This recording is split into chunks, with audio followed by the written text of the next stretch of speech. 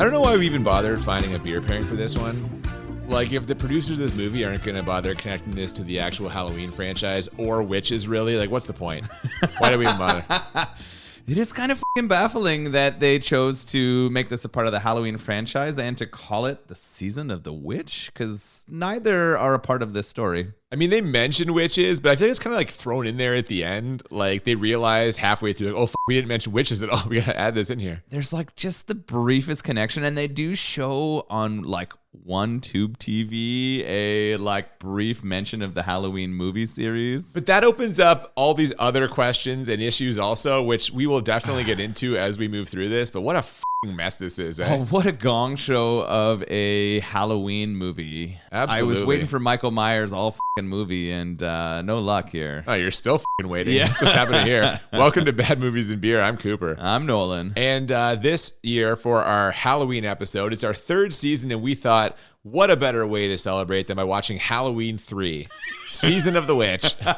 We need to stop trying to make connections, I guess, is what this movie's telling us. It's the only time those words have ever been said. What a great way to celebrate by watching Halloween 3. Yeah. Yeah, man, this movie is always found on lists of like the worst movies for the reasons we already alluded to. The connection to the Halloween franchise is completely non-existent. The connection to witches is like barely a thing. So really odd choices. Some of many in this film. Yeah, it's interesting because I know I think we have slightly differing opinions on this. This is the first time I've seen it. Had you seen it before? Once before. This was trip 2 for me. It's trip 2. So as a kind of like spooky Halloween horror movie, like time of year Halloween, not as in the franchise, it's not completely ineffective, but it is a bullshit connection to the Halloween franchise. Yeah, it really is. And we'll be covering all of the weird elements and twists and turns as we go through the episode here. But before we do that, we always choose a beer to pair with the movie. And this one, I mean, again, why do we even bother? Why do we even bother making a connection? So it would be a wonderful connection if this movie had any fucking witches in it. We're going to be drinking a beer called Witch's Hat. And I mean, based on the title of the movie, that sounds like a great connection. Based on the contents of the movie, not as much. But this is from the Second Wedge Brewing Company. They're based out in Uxbridge, Ontario. And they kind of pride themselves on building really cool ales. So it's a place that's focused on ales. And this is a black IPA. Have we drank one of those on the podcast yet? A black IPA? I've never even heard of a black IPA. What does that even mean? It is an IPA. So it is a strong ale that is heavily hopped. But instead of using lighter malts, like lighter grains, when they make it, they use ones that are more similar to what you'd use in a porter or a stout. So ones that have been cooked longer, they're darker.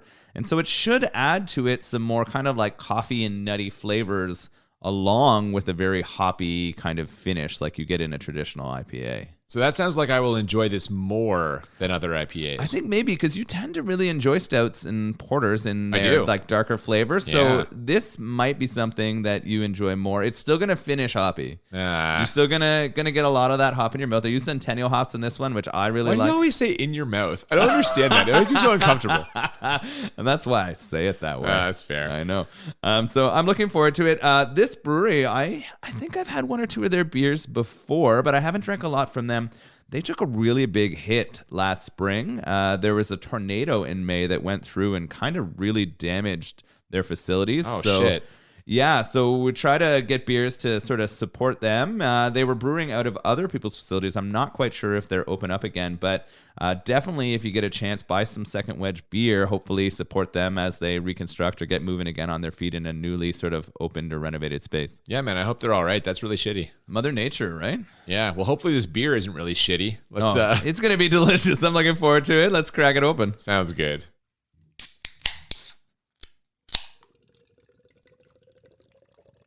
After the Universal logo, we open with some truly incredible 1980s computer graphics and flickering monitor effects here in the opening credits. I guess they're going for like an ominous futuristic thing here, but like there's no way these could have looked good at the time, right?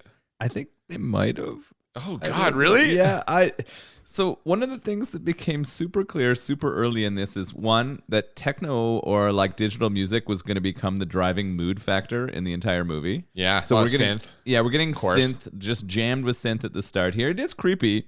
And then we get, it almost looks like, you know how the old printers would like run across and move down? I had that same thought. Yes, like you're getting one line at a time of like graphic. And here. this is how the graphics would load on our screen, and they'd be very flashy. And it's building, and you can tell it's starting to build a jack-o'-lantern. It forms into the shape of a jack-o'-lantern.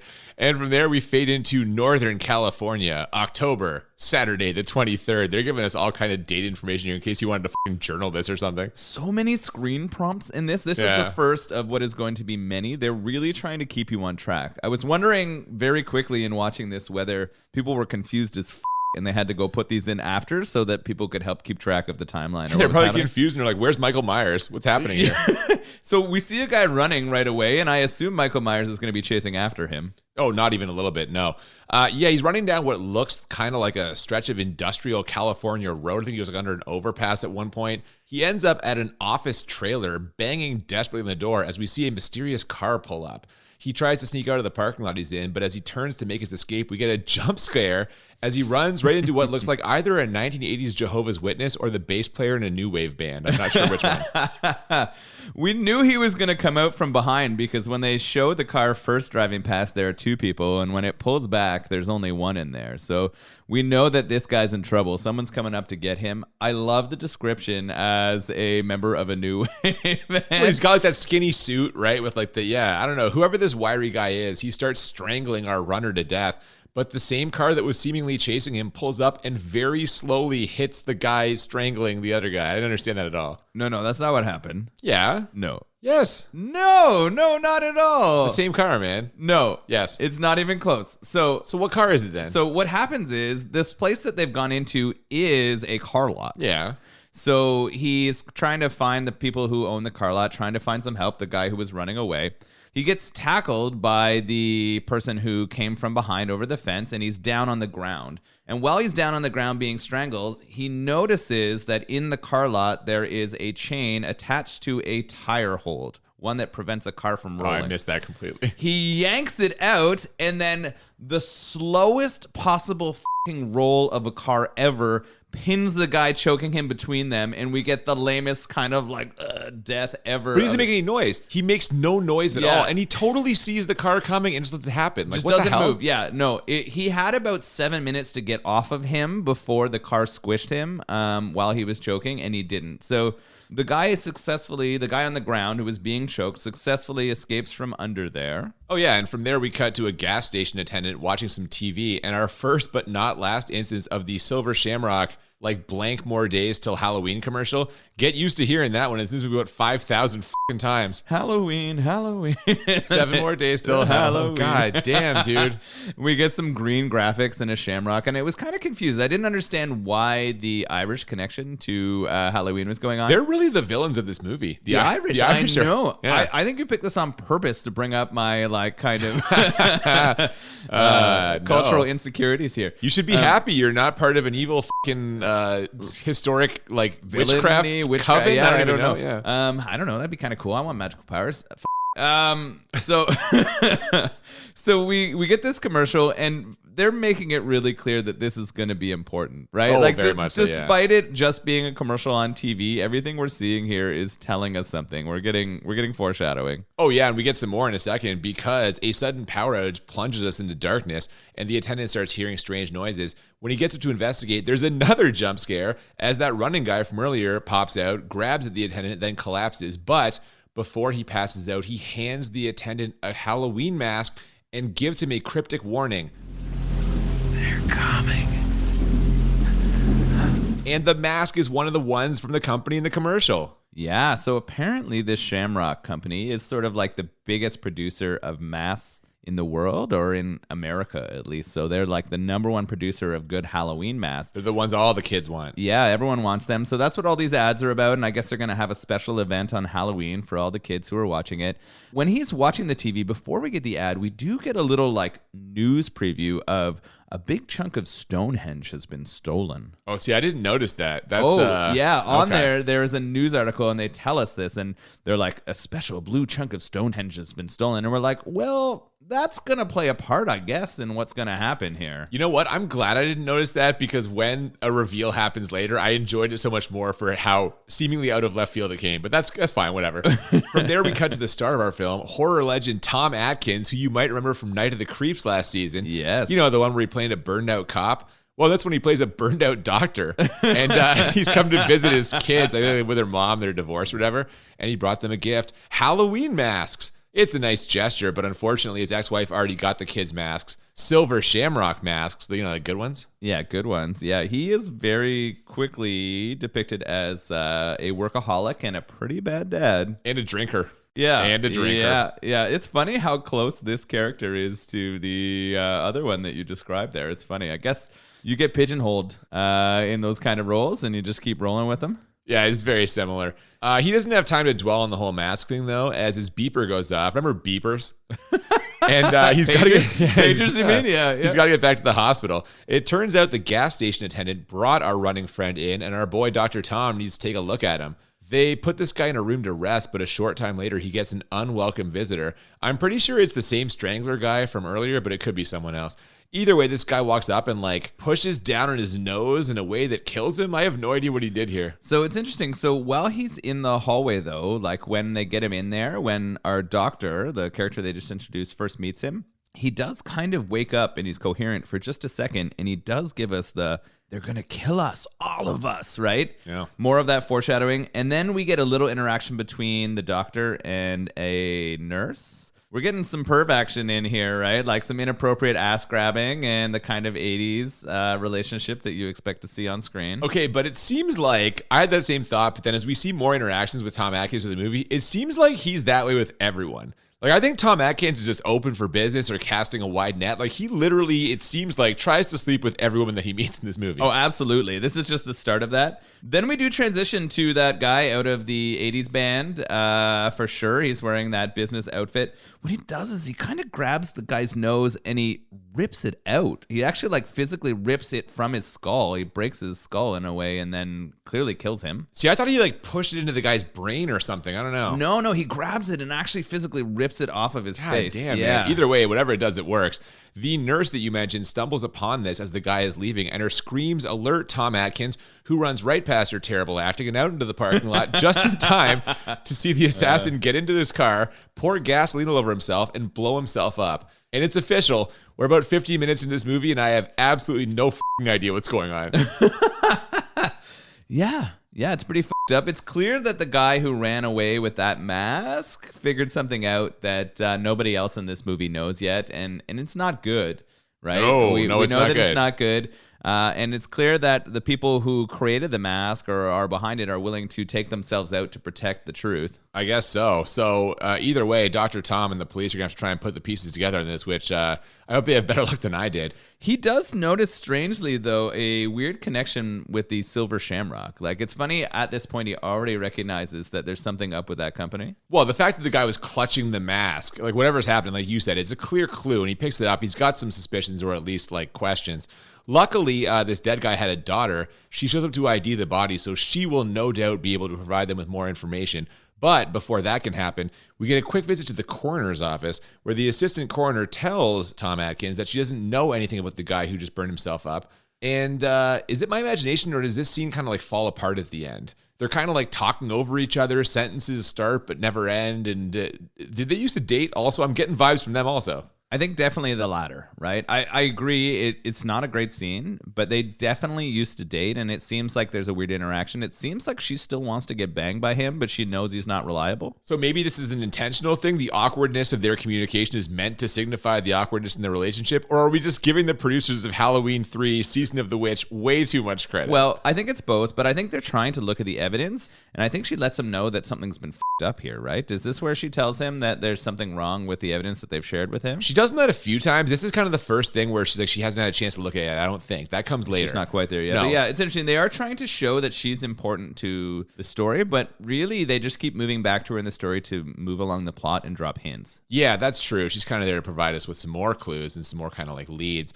Now, the last thing that she asks him is if he's going to be all right, and it sure doesn't look like it in our next scene, as he's drinking by himself in a dive bar where he is literally the only patron. At least until the dead runner's daughter, Ellie Grimbridge is her name, shows up looking for some answers herself. He very intensely tells her what he knows. I saw something that night. I don't know, your father came into the hospital. I thought he was crazy, out of his mind. He's hanging onto a Halloween mask. He wouldn't let it go. And what he said was, they're gonna kill us all. And in a little while, he was dead. But neither one of them has the answers the other's looking for. So it looks like we're going to have a good old-fashioned team-up. Yeah, this is really weird. This team I found very problematic, right? We've got this doctor who is clearly a bad dad, right? Not good at being a father. But Well, hang on, though, because we don't really see him have a chance to dad in this movie so much. The impression that I got in this, and the way they kind of, but I feel like they really dial up the idea that his ex-wife is like a nattering bitch, for lack of a better term. Really? So I felt like she was made to be very stereotypical in her portrayal. Like every time he calls, she's complaining about something, she's yelling at him. Like I feel like they painted her to be the bad guy. That's interesting. So, and we're supposed to be sympathetic to him. I didn't get that. I did get that she didn't listen, right? Anytime he called, what I took that to be though was that she'd heard the excuses too many times and that he always put work first. And this is where he's doing that, right? He wants to figure out what happened to this guy. He wasn't satisfied with like the way that ended. While they're there in that bar, that's where we get the ad on the TV for Halloween. We get the only connection to the Halloween series here. Right, okay, but I have thoughts about this because this is like a weird meta thing because they're watching a preview for the movie Halloween. Yes. Like Halloween in this universe is a movie that the characters similar to us. So this story is supposed to be happening like in real life. It's supposed to be our universe, yeah. I mean, that's just insane.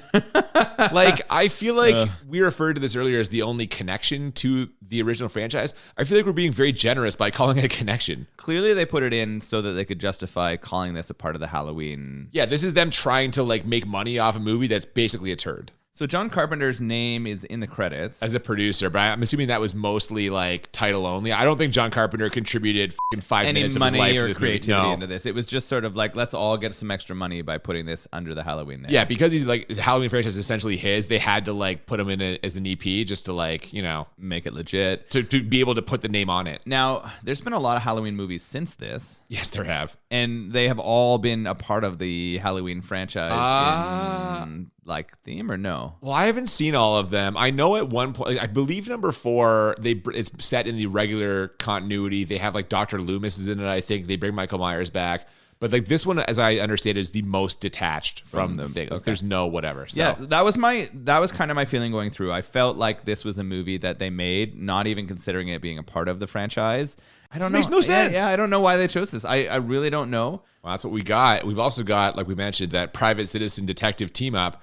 And their first stop is Ellie's father's old store, where she pulls out his very detailed records. It turns out he runs like a general store, and he was stocking some of those Silver Shamrock masks. He recently had some dealings with them. In fact, mere days before he died, he purchased some of those very same masks that he was clutching in his hand when this all began. So what they do is they decide to retrace his steps by making a trip out to the Silver Shamrock factory, which is set in like a small town that once they arrive, they get the sneaking suspicion that all is not what it seems. Yeah, this is funny, right? You called him a detective, right? But he's really a doctor. I know. They are forming a detective team, which is funny. The notes definitely help, right? That ledger that he's keeping in the store, give them the exact date he's gone and figure out the date he's supposed to be back, right? So they've got a time frame. They're going to head over there. This doctor, Dad of the Year, was supposed to have his children that weekend. And yes. Yeah, so he calls his ex-wife, and this is where we get that diatribe, like you said, where she just shits on him on the phone, and we get her not coming off so great. Well, I guess I'm kind of flipping sides in this now because, as you pointed out, he's now bailed on his kids. He doesn't really have to do this. He's just got his brain's working. But also, like, we can agree at the very least he's an alcoholic. So, like, his wife's mad at him, but probably she's justified in being mad at him. Well, and I'm going to add to this. So he decides to go with this much younger woman to go figure out what's happening. And his first priority is to go buy a 6-pack of beer to bring along with them. They very clearly show him buying that. He's an alcoholic. What do you want him to do? He's got to function. They're trying to solve this case. He's got to function. So they buy that, and then they're headed off to Santa Mira, California. And again, it's a small town. As soon as they arrive, they feel like they're being watched by everyone because they are. And they decide to grab a couple of rooms in the nearby motel where they meet just a colorful bunch of characters. In addition to the extremely Irish motel owner, there's Buddy Kupfer along with his sultry wife Betty and his douchey son Little Buddy. The guy's a f***ing asshole. And hold on, sultry. I think she had had kind of like a simmering sexiness to her. That's how I felt anyway. And also there, angry career woman Marge Gutman. Speaking of female stereotypes, she's just complaining about everything. This character seemed like it came out of Willy Wonka and the Chocolate Factory. Oh, dude, there's so many Willy Wonka things in here. Yeah. We get a quick brush with the owner of Silver Shamrock, a guy by the name of Conal Cochran, who just happens to drive by in a car that looks very similar to the one that was chasing that guy at the start of the movie. And at 6 o'clock that night, a loudspeaker starts going off in the town announcing that curfew is in effect and everyone must return to their homes. That's extremely weird. Yeah, this is a really interesting town, right? We get everyone basically who works or lives in the town loves the owner of the Shamrock Factory. Everything kind of revolves around him. He's setting the tone for the town. We have the curfew. Everyone sort of heads home. No one's out. It's really interesting to see this strange place where everything is built around masks. Now, it wasn't always a mask creation, but it was a toy store before that. Novelty, right? Like gags and jokes, they said. Whatever it is, I'm not sure it warrants all of the extremely heavy-duty surveillance cameras that we see kind of like scanning the deserted streets. This whole thing is weird, but perhaps nothing is weirder than what happens before this. I'm sorry. That was fine. Yeah. Despite her being like maybe 20 years his junior, and despite the fact that they've known each other for like what, an afternoon, the dead guy's daughter invites Tom Atkins to bang her. Where do you want to sleep, Dr. Chalice? That's a dumb question, Miss Grimbridge. Not only have they known each other for less than 24 hours, they just got to the hotel. They've been in the hotel for like 5 minutes. How horny is this lady? Yeah. So the two of them are trying to figure out her dad's death. They go to the last place where they know he went and problems started. They have to get a motel together because curfew's been called and they need to stay there. Tom Atkins suggests that he gets a second room. And he's a gentleman. And she says no because they need to keep up the cover that they are a couple. That's true. Which the cover that he created. So maybe it's a little bit sketchy here. Now, when she says, "Where do you want to sleep, doctor?" he tells her it's a dumb question, and then immediately they make out and Yeah. And again, they've been at the hotel for like 5 minutes.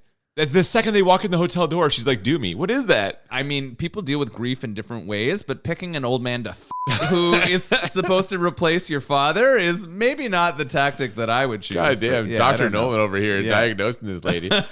Well, after that, fueled by alcoholism and emboldened by his dalliance with a hot young stranger, Tom Atkins decides to break curfew to get himself a bottle, and on his way back to the hotel, he meets one of your favorite stock characters. The prophetic drunk? It's the prophetic homeless guy. Yeah, man. I know. I wrote it in my notes. I was cheering when he showed up. So we've got one like prophetic drunk or homeless guy who doesn't want to follow the rules. I think he was there before like Connell took over the town. Yeah, right? He said he wanted to get a job there. They wouldn't hire him. You love the prophetic homeless guy. You called this back in like our first season with Jason Takes Manhattan. You were like, "Oh, there's always a guy like this in the movies." It is one of my favorite characters. If ever I create any kind of movie, horror or not, I'm putting a prophetic drunkard into it just because it has to happen. Oh, and this guy has got all kinds of information. He's heard rumors of strange things happening at the factory, but there's apparently one thing he's never heard of: acting lessons. Oh God, he's really bad. They have this conversation. He divulges too much information. We know that there are cameras and people are listening all over. He motherfucks them. He tells Cochran to f*** off. And then he wanders back to, I think he's living in like a junkyard. It seems like he's made a home inside of a like container, a shipping container. So he gets his way back there, and who shows up to greet him when he arrives? Well, there's a bright light in his face. He's walking around muttering the word Halloween over and over again. I'm like, all right, we get it. It's Halloween. Yeah, a couple of goons are there, and they kind of push him down onto his knees, mime him blowing them, and then literally rip his head off. They just pull his head off his body. I did not see the mime blowing. Come on. I did He's not right down. He's face right up at the guy. They kind of shake his head back and forth and they pull it off. Whenever anyone's on their knees, you assume I guess. But they definitely rip his head off. What's clear to us at this point, or clear to me, is that these aren't people who are doing the killings. No, I had this thought actually in the very first scene where I got pinned by the car. I'm like, are these robots? Like the way they were moving and reacting so strangely. And also, how are they getting the strength to do this? You can't rip a guy's fucking head off his body. They are just fucking hitting us over the head that these things are robots. we're building here to knowing that this was a toy factory, and we kind of have a creative genius who runs this company. So we kind of know already what's going on here. I guess so. Meanwhile, back at the motel, Ellie bumps into Marge and they make some small talk before Marge gives us a key piece of information that's going to blow this whole thing wide open. When commenting on how the quality of the mask has been slipping, she points out that the extremely solid-looking company logo on one of her masks has just fallen right off. And later in her hotel room, we see it fall on the floor, and the underside sure seems to look like a microchip, doesn't it? It absolutely is. We laughed a lot about the computer screen intro to this. We're about to get some of the most f***ed up technological or science fiction in a movie I've ever seen. It's kind of great in how like awful it is. Like I was like, this is so weird. I was laughing and also cursing at the screen at the same time. But you were laughing. I was laughing. Laughing. You're right. I'm going to let you get into this though. Well, okay. So that scene you're describing happens in a second. First, Tom Atkins makes a couple of really smart moves here. He checks in with the assistant coroner for an update. She tells him there's no results because the samples they tested turned out to be metal and plastic, so clearly someone mixed up the sample envelopes. Or did they? Oh, it's a robot! Oh! Now, his second smart move is returning to the hotel room, where Ellie is waiting for him in lingerie to bang him again. And just in case you're worried this relationship isn't unrealistic enough, or that Tom Atkins isn't getting enough young strange, she wakes up and bangs him a third time like 15 minutes later. What a fucking lucky man. He's doing all right for himself for sure. Random woman meets him because her father died in his hospital, and then he bangs her 3 times in like a 12-hour period. That's as long as he's known her. Now, I only see 2 possibilities here. Number 1, she's a nymphomaniac. Or number 2, Tom Atkins exudes some kind of musky Victor Mature-like scent that drives the ladies wild. Or maybe it's his mustache. He's got a pretty sweet stash. Like on a scale of 1 to Tom Selleck, I'll give it like an 8. He's got a good stash. You neglected option. You said what? 2 options there? Yeah. You neglected option 3. He's hung like a horse, man. Oh, he's just got a massive dong. How'd you know that the first time though? She could tell. She saw like they wore a lot of tight pants at that time. His hospital pants did not hide anything. I don't know if you were looking side to side. Oh yeah. when you see it swinging and bouncing off his knees, you know that's the kind of doc that you're into. God damn it. Hold on. I want to bring something up too. Because when we get back to this, we get him straight her nipple in mouth. Now, hang on. I gotta come back to season 1. We don't really see it in his mouth. We see it's an above shot. We see like a top view. Yeah. His head's right there. There does seem to be some skin movement, like he's got it in his mouth. But I thought that too. I'm like, oh damn it. I once said that I had never seen nipple and mouth before. That I've actually now seen it like 6 times since then. Yeah. So I've been just in the movies we watched for the podcast. I've been proven very wrong on that. Yeah. So now we get to what you described earlier and what is, in my opinion, the first truly great scene in this movie. Marge is in her hotel room, basically having the exact opposite night as Tom Atkins, when she spots the mask logo on the floor. She picks it up and starts poking at the microchip part, which causes a giant blue laser to shoot out and nail her right in the face. She pulls her hands away to reveal some pretty decent practical effects. Her eyes are these like bloody spheres and her face is all split open. And then like a spider or something crawls out of her exploded mouth. And all I could think of was, where did that spider come from? Did it ride the laser beam into her head? Yeah. What was this? So this is f***ed up.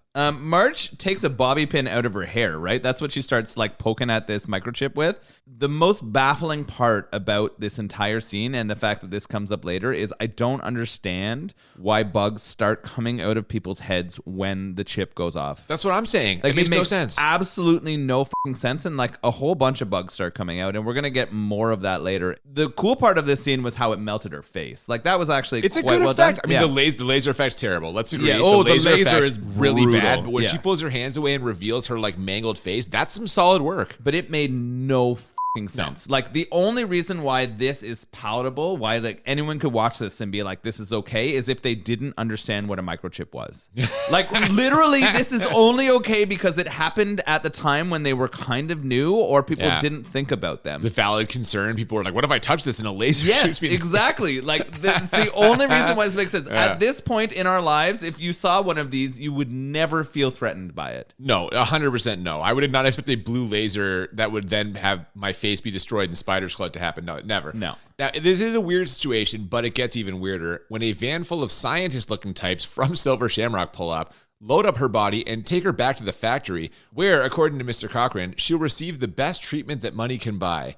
In the factory? Do they have like a fucking medical staff? Yeah, they got a good med bay there. That's what I heard. They're really taking care of their workers, especially the ones that are made out of electronics. Yeah, clearly. But yeah, it's funny. I mean, they don't really buy it, right? Like our doctor is like, ugh, but they both know that they can't really speak up at this point. They're kind of in a bad spot. They need more information because they want to find out what happened to our young lover's father. And so they kind of have to play the game right now. Yeah, and they head to the factory to get more information. What they don't find immediately is information about Ellie's dad, but they do get invited on a guided tour when Buddy Kupfer and his family show up at Mr. Cochran's request. So basically, now we're in a poor man's Willy Wonka. But Tom Atkins does get something out of this. He finds out that part of the mask production includes a mysterious final processing procedure, more on that later.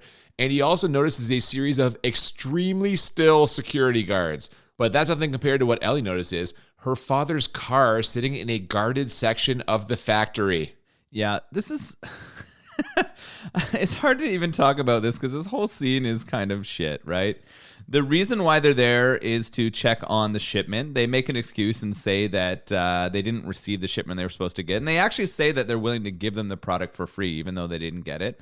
But the people who were staying in the motel next door, the one with the wife that you thought was kind of sultry, right? Yeah, Buddy Kupfer. Yeah, they were the biggest sellers of the mass, right? And so they're going to get that tour. They're going to get sent around. But the tour sucks, right? Like, we got people pouring latex into some fucking molds, and they're like, oh, this is great. And then, like you said, there's a hidden door. You can't see what's happening behind it. Yeah, it's boring as fuck. I had that thought, too. I'm like, this tour blows ass. Like, yeah. No one was excited about When this. you said it was Willy Wonka, it is way less than that. Yeah, it's a homeless man's Willy Wonka. Oh, God, it's way, way less than that. Yeah. You think it's going to be cool? At this point, I'm kind of like, what are they doing with these masks? I know it's fucked up. Are they going to turn all the kids into murderers? I was wondering if it was like a mind control device or something. I was like, this could go a cool place. They could have this where when the, this could go into an interesting place where the kids like sort of take on powers because they're wearing the mask and they've been mind controlled by the people who run this. I was like, this could be a really, really interesting end to a story. And then we kind of move from there. The tour kind of ends for them when they notice the car, like you said, and they get escorted out. Well, Tom Atkins wisely decides that it's time to get the hell out of there, especially now that Ellie has put a crack in their cover story with how she reacted to seeing the car. He goes to call the police while Ellie packs up, but his call mysteriously cannot be completed as dialed. And when he heads back to the room, he finds that she's gone. He also finds 5 goons standing in a straight line and staring at him, so he's got to make a run for it. And run he does, right back to the factory. This whole chase scene is hilarious. Him running and hiding behind bushes. Ellie's clearly been captured and he needs to save her because he wants to have more like inappropriate sex with her. Now, why is it inappropriate? She's an adult. Well, we don't actually know she's an adult. He asks how old she is and she says older than I look, which is not really an answer that I would accept if I was him. And he only asked that after they were about to have sex for the 3rd time, by the way. Second time. No, Time. it was 3rd time. He asked that pre-3rd sex. Oh, no, you're right. It was 3rd time, yeah. He's already double yeah. If you've dipped twice, it's not even no point to ask double dipped in the statutory pond. Yeah, it's not good. Not worth asking. Not a good place to dip. Yeah. So he makes it to the factory, and once inside, he dodges security cameras and decides to check out a couple of rooms that were off limits on the tour. One of them has what is clearly an animatronic lady knitting, only he thinks it's real right up until the moment that he shakes it and his head falls off. Like, come on, man, that was clearly a robot. What are you doing? Yeah, this is hilarious and up, right? They're pounding us with techno mood music right now as this whole thing is building and he's in there. It's kind of working, but it's really over the top. The synth is overwhelming. It's overwhelming. So much. But I agree, it's kind of working. It's kind of working. Yeah. Yeah. Now, this commotion is enough for one of the goons to find him. And now we've got a fight that he quickly realizes he probably isn't going to win. At least not by punching the goon in the face, as that has no effect. But once he decides to work the body, he manages to punch right through its stomach and not only defeat it, but reveal the horrible truth. Robots! So he beats this robot, and then all of a sudden he's just like, I'm fucking done. He almost like he quits. Like he's like, I'm done with life. I've defeated a robot, but I know that I can't win against a robot army. He just accepts being captured at this point. Oh, for sure he does. And sure enough, they've got him now. And Mr. Cochran is going to be kind enough to go full Bond villain here and explain his master plan. But first, he laments the loss of the animatronic knitting lady, which he claims was made in Austria in the 1700s. Is that even possible? I think that some of the like gear-based robotics probably started that early. Yeah. But the outer part, like her face, there's no fucking way. He might have done that, right? Like we know that his specialty is the latex, right? It is making the exterior of these things. So I could see him like fixing that shit up. Well, another possibility here is that he's telling the truth, because as he reveals, the Silver Shamrock Company has created everything they have by using ancient technology. See, what they did is they acquired one of the giant rocks from Stonehenge. Yes, you heard me. They got this giant rock because they knew that it contained unlimited power. I'll let Cochran explain it himself. It has a power in it. A force. Even a particle. Devastating. This is it, Noel. We're off the fucking rails. We are off the fucking rails in this movie. Now, I know they previewed a big piece of Stonehenge being stolen earlier in the movie, but I was shitting myself, like laughing and crying at what this was. So basically what they're telling us is if you put a small particle of Stonehenge on a microchip. A single particle on a microchip, it has magical and mystical powers. So Conal Cochran and the Irish are basically evil geniuses who use fucking evil powers to create, lasers that turn children into monsters? He decides to show Tom Atkins exactly what he's going to use his power for. He directs his attention to a monitor. It's basically a living room set in like a bunker, and some of his goons escort Buddy Kupfer and family inside. They have no idea why they're there. Buddy thinks maybe he's supposed to provide feedback on some commercials, but once the TV flicks on, they get a lot more than that. Instructions on the screen tell all the children to gather around and put on their Silver Shamrock masks, which little Buddy does. And as the commercial continues, we see the Silver Shamrock logo start to light up, and little Buddy collapses to the floor as his mask starts to disintegrate. And to cap it all off, a bunch of bugs and snakes crawl out of his head. And again, I ask, where are these bugs coming from? I was livid. I was literally like, this is fucking brutal. It wasn't scary, and it was annoying. It was like the understanding of how a microchip works with the magic of Stonehenge does not make this a fucking possibility. The magic of Stonehenge. Yeah. And you know what doesn't help also is the acting from everybody here. Oh is my really God. bad. I wrote that Atkins down too. Oh. And you know what? Atkins has been solid, but his reaction shots to seeing this kid get killed are not strong. I was losing at how bad the acting was during this section. The whole family, I was like, I guess they're all dead. I hope they're all dead because the acting means they deserve it. I was sad that the wife was dead, but other than that, I was all right with it.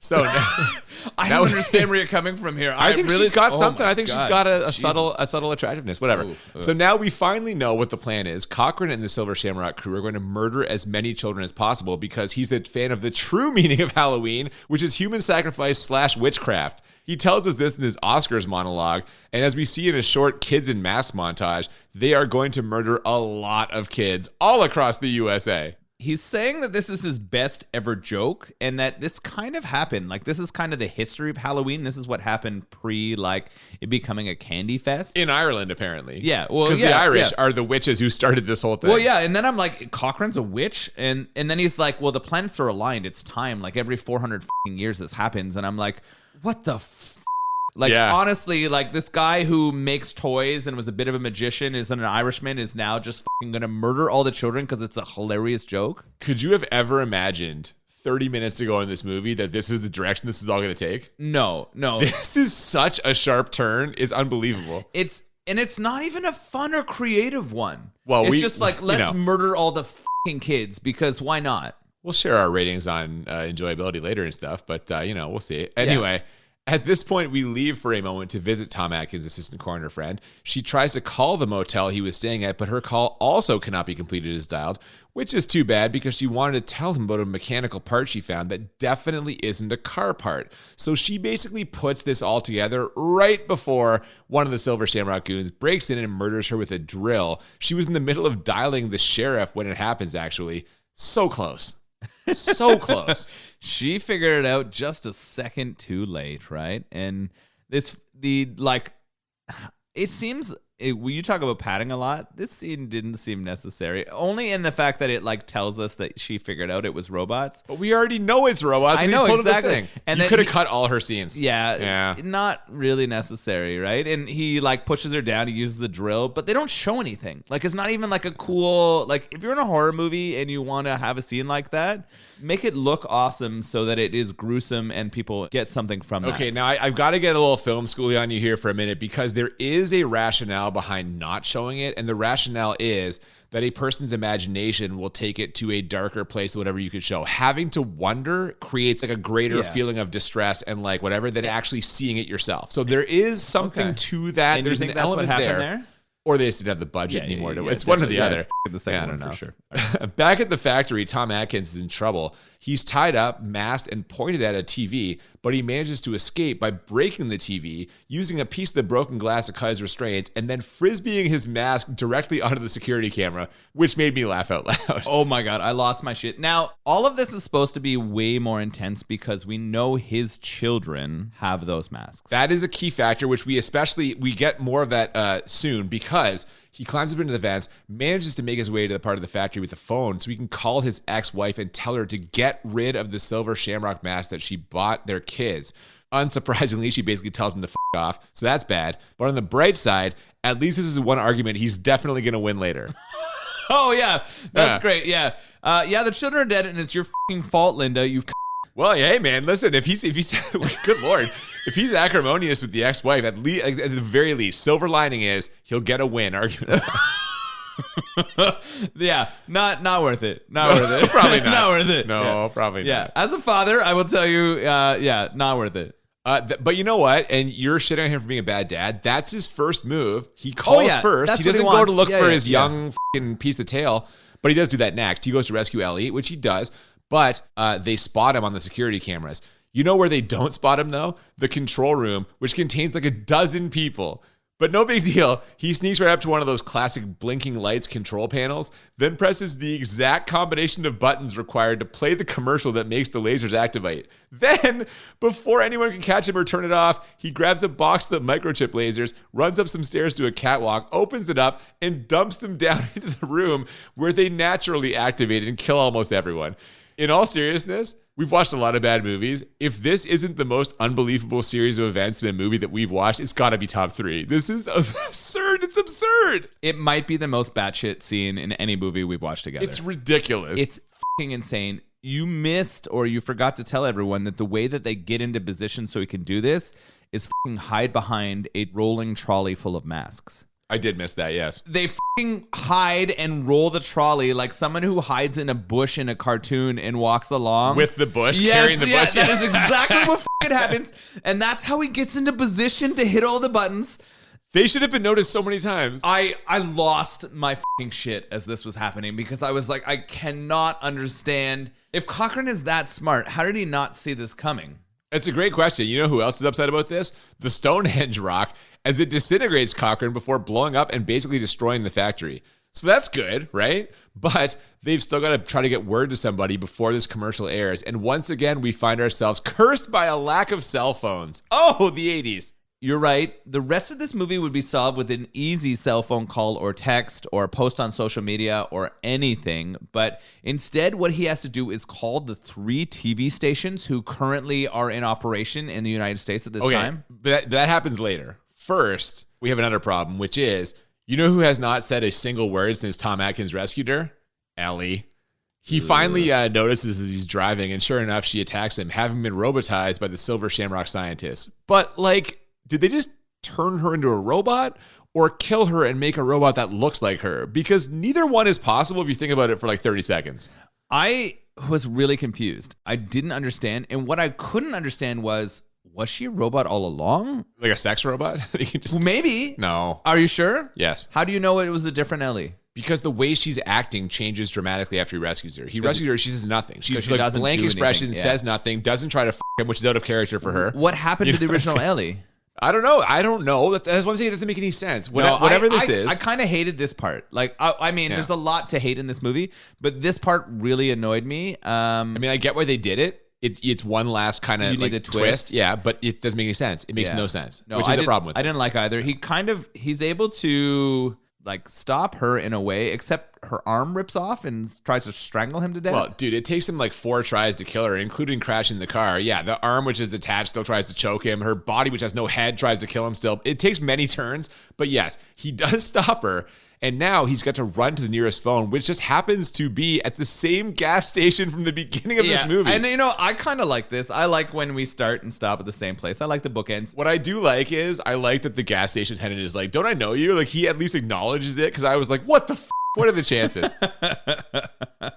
Oh my God. Yeah, it's pretty insane, right? He gets there to the ending and he sees on the TV that they're about to have the finale of our Silver Shamrock contest. And we know what that is. We know it's that fucking creepy pumpkin that's going to f*** all kids up, right? It's going to turn their faces into fucking snakes and bugs. Yeah. So what he does is he makes the phone call to someone who controls all of the major television networks. Like, okay, A, who did he just call? And B, how does he find that number? He called the operator. He just hit 0. Operator, can you get me the head of all the major networks? But it's one guy? Yeah, I need 3 networks. I need to talk to each one. He successfully convinces 2 networks to shut it off. Well, they do, but there's some kids at the gas station, and they do what any rational person would do, which is when it goes on technical difficulty, they turn the channel. So they turn from the first course to the second one. It stops. They turn to the third channel, and that one just keeps going. And the movie ends with Tom Atkins becoming increasingly frantic as he yells, Stop it! Stop it! Stop it! Stop it! Stop it! Stop it! to no avail, and we're into the credits. And I gotta be honest, I love this dark ending. Yeah.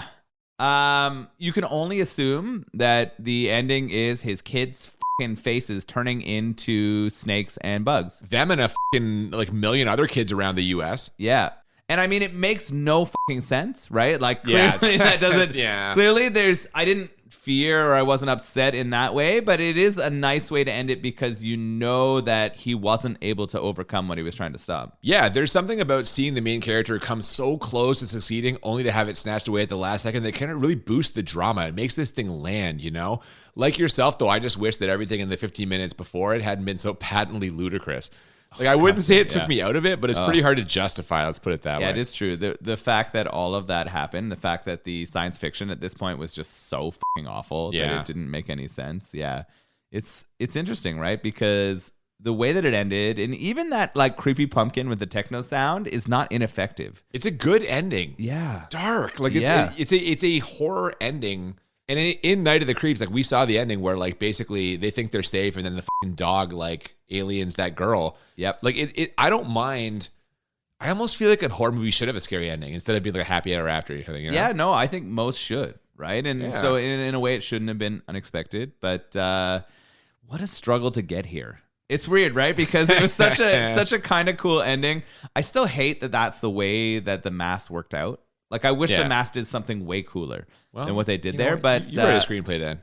I will. Yeah, I will fucking write a mask screenplay. Halloween 17. Yeah, let's see if they will. Season they'll of pick the it up. Witch. They might as well Second pick it season up. of the Witch, Yeah, yeah. we'll film the whole thing, and then Halloween will come to us and ask to fucking record. Yeah, That's put their what name that's on gonna it. Yeah. Well, I think this would be a good time to get to our ratings because we're already kind of saying things we liked and didn't like. So the way we always do this, we rate on a scale of 1 to 10 2 times. 1 to 10 for how bad it is, 1 to 10 for how enjoyable. And the goal is to find movies that are a 10 out of 10 on both scales. Or as we call it, the Crit 20. And I'm going to go ahead and start us off here by saying that this movie is absolutely 10 out of 10 bad. The premise is kind of ridiculous. The connection to Halloween is non-existent. Like, they need to take the Halloween name off this, like, right now. Like, retroactively go back and just fucking be like, you know what? Never mind. This is not a Halloween movie anymore. Halloween 4 is now Halloween 3. Halloween 5 is now Halloween 4. No connection to the franchise. The acting, god damn, man. Like, listen, Tom Atkins is a pro.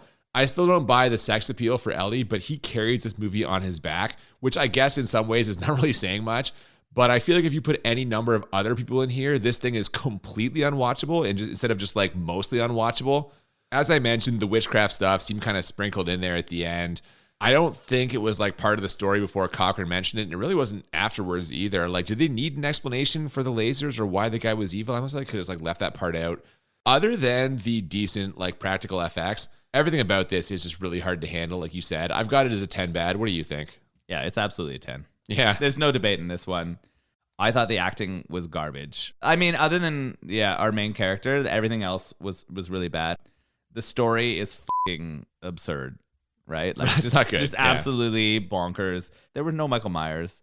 No. There was no fucking witches. No matter how much they try to connect this like old Irish like toy maker to witches, it doesn't make any fucking sense to me. No sense at all. No. So it is absolutely a 10 out of 10 bad. Okay, but how enjoyable did you find it on a scale of 1 to 10? Yeah. So it's funny because they overuse the synth like crazy. They I'm going to stop you right there. Can you really overuse synth? Well, I mean, I love it too. Yeah. But so much synth. It does set the right mood though.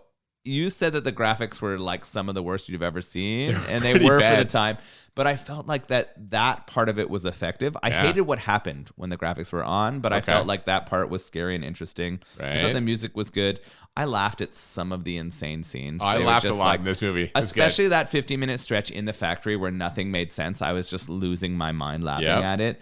And I actually thought that the Coughlin character, that like old Irish kind of guy, was okay. Like I thought it like oddly effective. Yeah. Creepy in like a quiet way. Yeah. Yeah, I actually kind of liked it. So I gave it a 7 enjoyable in terms of my rating. Would I like to watch it again? No. Should it be a part of the Halloween series? Absolutely not. No, definitely get not. Get this out of the Halloween series. But but that's where I kind of landed on it. I feel a little bit better about it than you do. I have it as an 8 enjoyable. I actually like low key kind of really enjoyed this, and I've now seen it twice. I probably will watch this again. Like this movie has enough stuff that I laughed at and really enjoyed. It was a laughable good time. Again, the plot makes no fucking sense. Many of their choices are ridiculous. The Halloween franchise, nothing to do with this. Get it fucking out. But I enjoyed watching this. It was not a hard watch for me, so I have it as an 8. Yeah, it's fair. I actually didn't unenjoy my experience watching it. This one was an interesting movie, but it just pissed me off so much with the microchip and with the connection to Halloween that wasn't non-existent. I understand, but you know what I bet didn't piss you off? This beer. Oh, no. This was delicious, man. I really enjoy IPAs and I really enjoy stouts. And one of the weird things is when you combine them together, it sounds like it's going to be disgusting, but it is not at all. Like I find like it adds another depth of flavor to the beer that you're drinking. I enjoy having those sort of chocolate or darker tones and then having it finish with a nice like IPA bitterness. I mean, I'll just say if this thing wasn't a dark IPA, I probably would have hated it. Like the fact that this was similar to a stout or a porter made it very drinkable for me. And as much as I'm not an IPA guy and I'll never be an IPA guy, like this, I could drink on a fairly regular basis because to me, it was more like a stout or porter. So God bless the fine folks at Second Wedge for doing that. You made this easy for me, guys, and I appreciate it. Thank you so much. As far as IPAs go, if you want to count this as an IPA, it's easily my favorite one ever. Whoa, shit. But I hate IPAs. What I'm saying, favorite it tastes IPA, like an IPA ever. I love it. I love that rating, though. That's pretty awesome. All right. So good stuff there from them. And again, after that tornado stuff back in May, like please support them. Find their beer wherever you can find it. I've had a few of their beers. I've enjoyed them all. So find their stuff, guys. It's very enjoyable. Yeah, definitely. If you can, purchase it online or find it in the LCBO or beer stores. Yeah. And next week, we are going to find something very enjoyable as well. I think we're going to be watching a little film called Streets of Fire. All right. I have no idea what this is. Excellent. Streets of Fire is the official thing says it's a rock and roll fable. Oh. So basically it is a musical with some 80s kind of rock elements in it. It's got some music written by Jim Steinman, the guy who did like a lot of Meatloaf stuff, like Batter to Hell, etc. I think this will actually be like pretty up your alley because you're a guy who likes musicals. Oh, absolutely. Yeah, you're a guy who likes the 80s. I love it. Yeah, you're a guy who likes Rick Moranis. Oh, Honey, I Shrunk the Kids. Rick Moranis. Oh, it's a very different role for him in this, I tell right. you. But we're going to check that out next week. It was, on paper, it's pretty interesting, but completely f***ing bombed. Like, just completely bombed at the box office. I'm excited. So we'll check that out. That'll be next week. Until then, if you have not already, please follow us on social media at the BMB Podcast on Twitter and Instagram. Yeah, send us suggestions for beer or movies, or let us know if you disagree or love the things that we're saying. Feel free to also send us messages to the BMB Podcast at gmail.com. Sure, for sure. We're always looking for requests that we can do to make the audience happy. But that's going to do it for this week. I'm Cooper. And I'm Nolan. And we'll see you next time on Bad Movies and Beer. Keep it witchy. The night no one comes home.